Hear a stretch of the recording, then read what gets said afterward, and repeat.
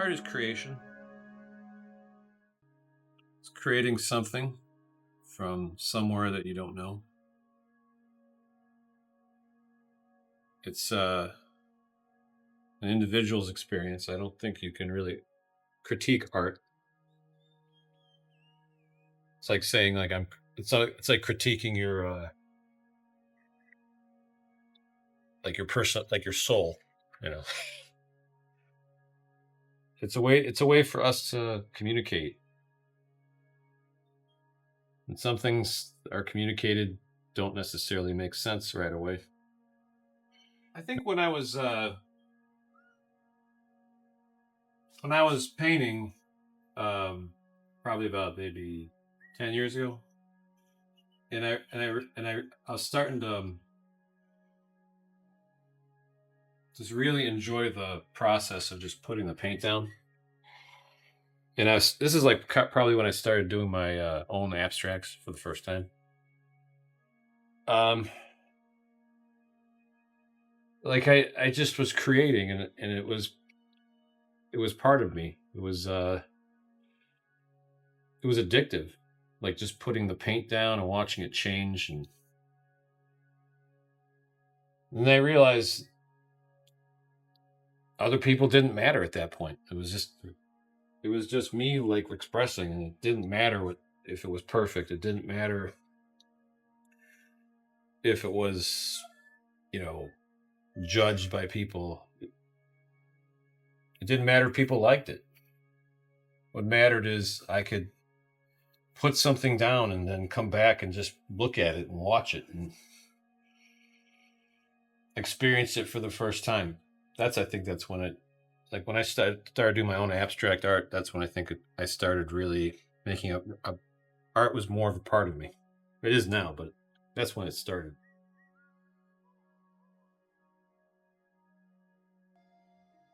Well, my art definitely has changed. I have to think about if it changed me or not.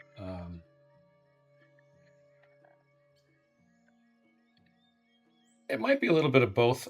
I do think as you grow and as you experience things, and good or bad, I do think that the art changes with you. I don't know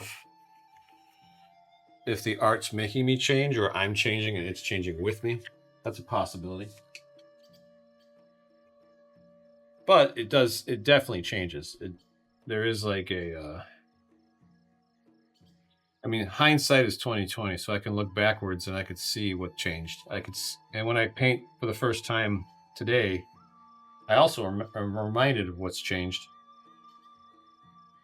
I'm reminded how different my strokes are, how different my colors are. And different isn't good or bad, it just is.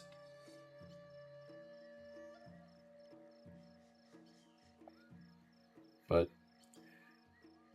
I think my art changes with me.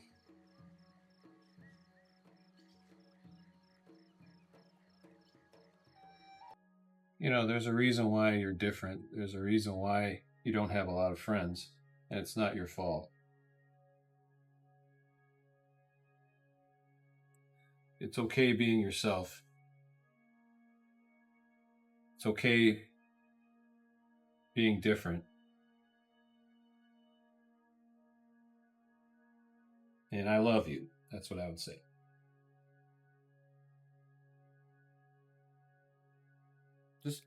I just let go. Just let it flow out just the way it is. I'm not sure if anything actually inspires me. It's just a matter of when the music puts me in a relaxing state of mind, and I don't really focus on it, but it kind of flows through me. So as it's flowing through me, I'm just reacting.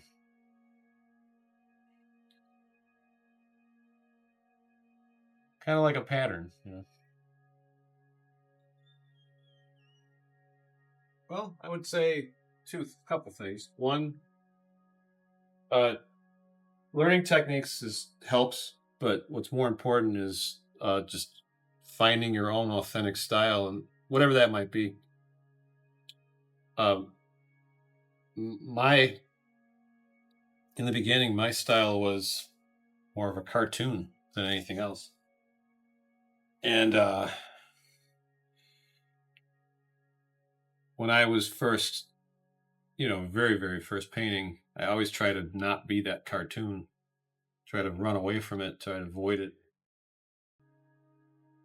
But in the end, it's really just accepting the parts of yourself that who you are. So art is expression, and you're the one expressing. So you might as well express it as yourself and not someone else.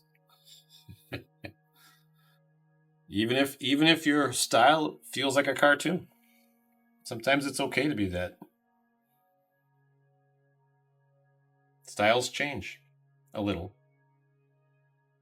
as you change. Even though we're physical bodies, we are spirit. We're basically spirit. Um, we're just in a physical experience. I think where I feel actually that a lot of the where this stuff comes from, I think it comes from kind of like an unspoken language of the soul. And I think everybody has that connection. I think it all comes out differently with people. For me, it comes out with like painting and music, but for other people, it could be writing, or it could be the way they talk. We're always expressing ourselves, if we realize it or not. So I think because we're all spirit, it's all spirit. But if you think about it, so is a plant. Plant spirit too. So it's hard to say. It might be a little bit both. I'm the one that's putting it physically down. It's I don't know. It's if I'm channeling it, that means it's coming typically from outside of myself, right? So I don't think I'm a channel. So it's coming from inside myself. Maybe I'm channeling my higher self. Either way, I think it. The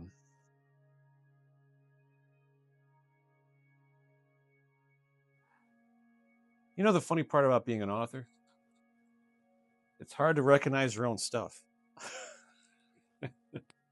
So, like for example, when I look at my paintings that I've completed, let's say like after a year or two, right, or even longer, I don't recognize it.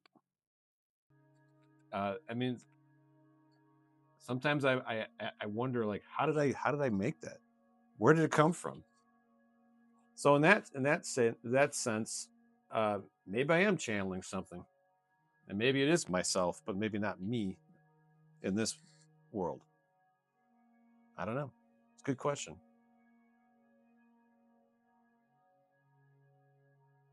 Yeah, I think it is. They're all parts of me.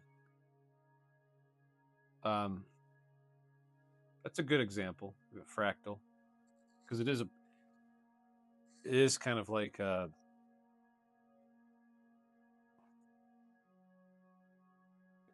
many parts of the same thing. Well, yeah, they never. It's kind of like a hologram, right? It's like each piece of it is a reflection of the original.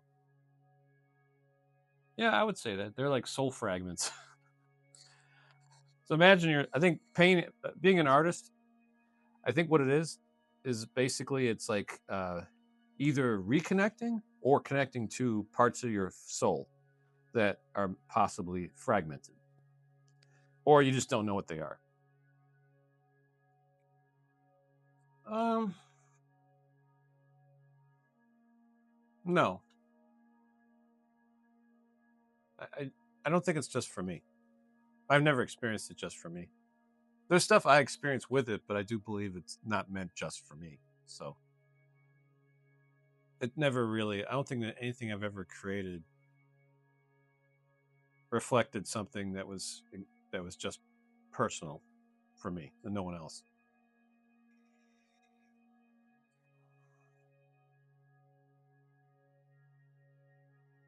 Yes, but I think it's in the sense it may not be a conversation; it's more of a reflection. So it's reflecting something. It might be what people need to hear at one point, but maybe not again. It is, but I don't know if it's a conversation. It'd be nice to think if it was, but I do think it's more of a reflection. It is saying something, but it's one time, or maybe not one time. Next time I've looked at my paintings and I felt something different. So maybe it's just a reflection when you need it.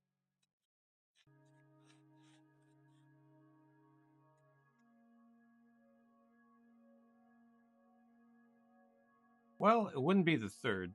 It would have to be the fourth or fifth. Probably more like the fifth. Some of the fourth. So it depends on what you define as dimensions. Like what I feel the fourth dimension is kind of like a reverse realm. It's a reverse of this world.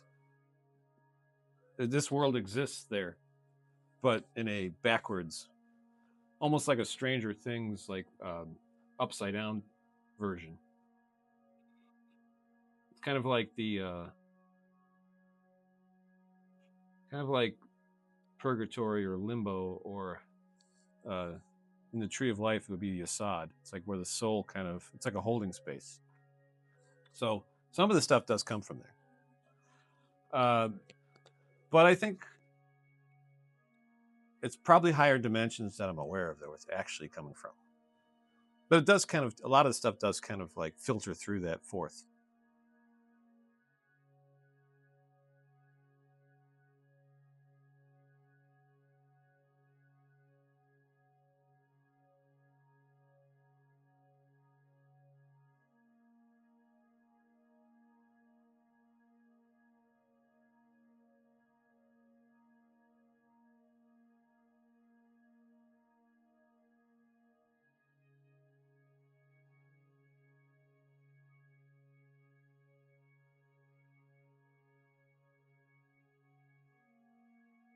Probably more the fool.